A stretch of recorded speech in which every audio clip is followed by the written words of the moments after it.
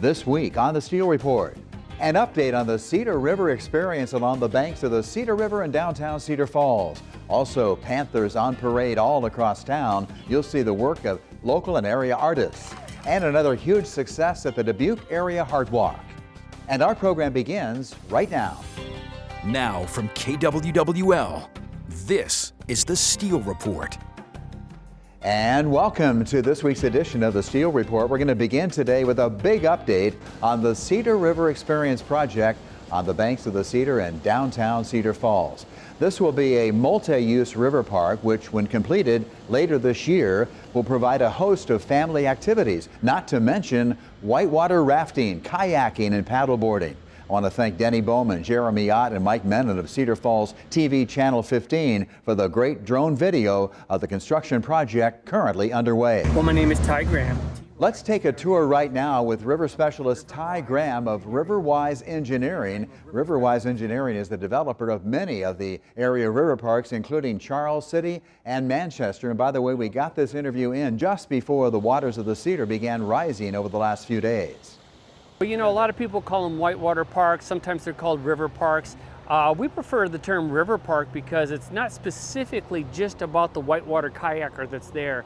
It's about the other 99% of the people that are going to be using it as well. It's about everybody having equal access to their number one natural resource. Generally speaking, most of the users to the entire park are going to be onshore. They represent the greater portion of the users, people coming down to just enjoy the river and watch other people boat and fish and have fun. The fishing has increased substantially here. I myself have caught a handful of fish. So now we have better fishing access as well, and bigger and more places for fish to hide, breed, and eat. And then the in-stream users would be canoers, kayakers, tubers. Behind every one of these rapids, Ron, you can see that there's an area of slack water that's only about 3 to 4 feet deep by these big rocks here. This is perfect for kids to be able to get into the water and actually cool off in the summertime. We started the project in September, the construction of the project in September. As a matter of fact, the very first rock is laid underneath of these rapids right here. We did all the in-stream river work on this side first, then we swung the cofferdams over to the other side and did the in-stream stuff over there. We wanted to make sure that we were able to get all the river stuff in before the spring water started to come up. Now that we've accomplished that, we can move up onto the shore. Phase 2 is the amenities, the access points, and the landscaping. Well, the funding has been through a variety of different grants, Gaming Commission, EDA grants. The city has a certain buy-in.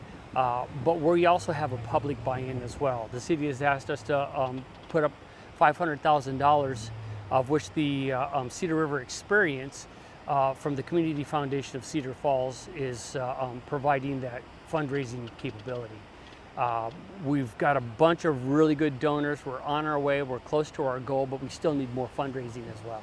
When the fundraising committee was developed, they were tasked with fundraising $500,000, of which they asked the paddling community to come up with $25,000.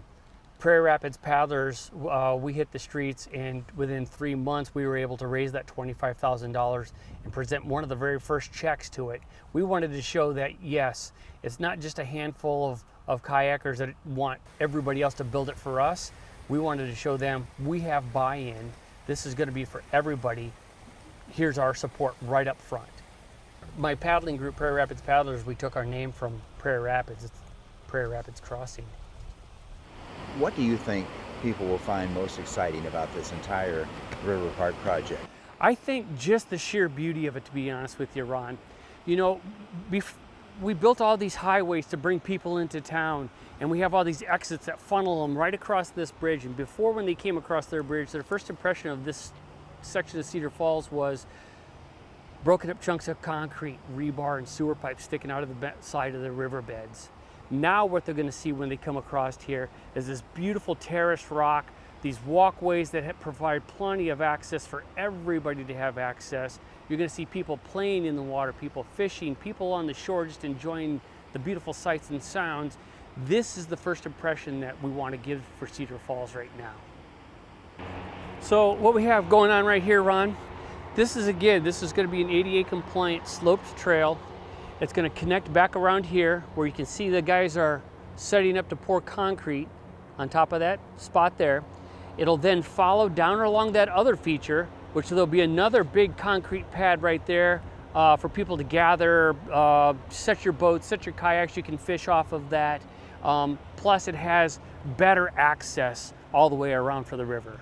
Well, what we have is 3 different wave generating plates. These are all creating some fun, bouncy whitewater, which is fun for an intermediate and beginner kayakers, maybe even some surfers. But it's really fun for tubers as well. Again, you know, we've tried to build into this all these eddies around behind them for safety access. Each one provides a little bit different experience, fun, bouncy water.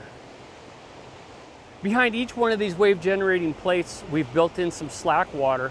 These giant random rocks right here, which are about 12 to 15 tons apiece, are set there so that people can wade out to them or swim out to them. You could jump off them, climb on them. They're just there for fun. They also provide a little bit of relief as the water's coming downstream and creates a small inward motion so that if somebody gets into trouble, it'll pull them right back over to the side, and then they'll be in just knee-deep water or be able to just walk out on the sides.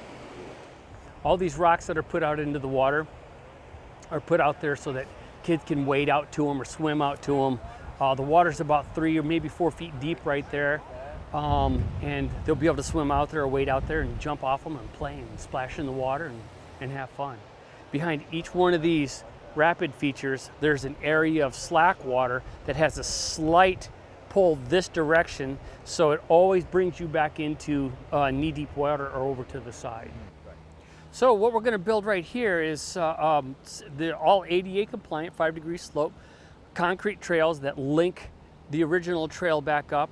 All through here we'll have quarried stone and new landscaping. A turnaround right there at the end, which then slopes back down, right down to the front of the feature so people have access to be right down and have that intimate contact with the water. So this particular area, this big pile of rock is going to be turned into what? This is going to be an art plaza. It's going to be an area, an alcove of sorts that sticks out out of the trail, and we'll have a big flat spot on top of it with benches and just a place where people can generally come and view the river from up above. It doesn't look like an art plaza yet. I guess that's your definition of art. Okay, very good point. Yeah. Yeah, right now it looks like a construction zone, which this is still an active construction zone, so we're politely asking people to respect the signs when they get up here. Well, originally all this area was covered in broken up chunks of old concrete and rebar and sewer pipes and whatnot. And there's very limited access. Even somebody that was an able-bodied person had a tough time getting down to the water. Now what we're doing is we're putting in all these walkways that, again, they're all ADA handicap compliant, so that somebody with mobility issues can also have that intimate contact with the water and be able to enjoy their number one natural resource. The accessibility is one of the key factors in this whole project. What's the timetable look like right now, Ty? Well, if we have good weather and we can stay motivated, we could have this section, this second half, finished by probably mid-June. Have all the landscaping in, and I'd like to see the park open and ready by July. I've been a kayaker for a little over 30 years. I lived in Colorado for several years after I graduated from high school, and went to school out there and got 2 degrees in fire science. I moved back to Cedar Falls to be closer to my family, and ended up working with Waterloo Fire for 22 years. So with my fire science degrees, my background is in safety administration. And I've been an active kayaker and river user for over 30 years. I put those together. I have a passion for it. I have a little bit of knowledge in it, and I hooked up with Riverwise Engineering, and now we're building parks all over the country. I've been fishing down here prior to having the park built, and I've fished quite a bit since we've got it built, and I'm finding the fishing much better and easier actually, because you can actually have access to get out to where the fish are. I've seen you catching fish down here a bunch. I've seen this guy here fishing, and I've seen him catch some. Within the first couple of casts that he had today, he caught a fish. So off to the side where these little pile of gray rocks are, we have another artist that's building a soft-shell turtle head out of steel, and it'll come jutting out from those rocks like it's coming up out of the shell. We really wanted to be able to make sure that people could see it from on top of the dike, and again, it's in the shape of a soft-shell turtle, which is indigenous to this area, and we have an artist that's going to paint the shell on the concrete in sort of a 3D fashion, like it has a ridge on it and everything, and then another artist that's constructing a steel, it's about 8 to 10 foot long, soft shell turtle head that's going to be jutting out from underneath of the shell. It'll be spectacular. And then all these big rocks here, I set these here for kids to climb on, and they're just, you know, a lot of people don't have access to great big rocks like this, right? And I wanted people to, you know, be able to go up there and put their hands on them. I mean, it's a piece of the earth. So this side here, again, prior to us coming in here, it was all just concrete riprap, really hard to get down on. As you can see now, what we have is this real gentle sloping walkway where people can actually get down and be next to the river. You'll notice that all the rocks are terraced, which makes perfect seats for people to sit down on and just enjoy the water or fish off of. The big random rocks that are out there, again, those are all placed out there for people to be able to get out and climb around on, jump in the water and have fun.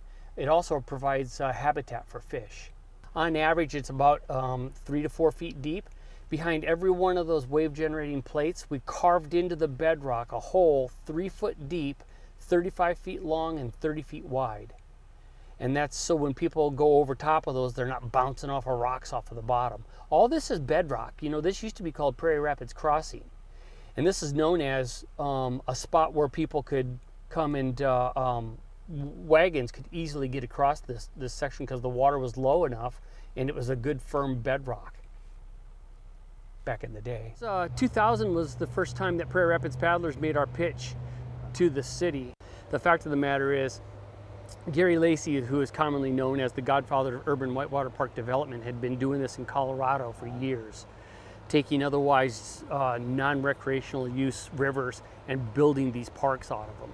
The fact of the matter is that this was too good of an idea to not build it. You know, we have all the ingredients. The only thing we didn't have was the park.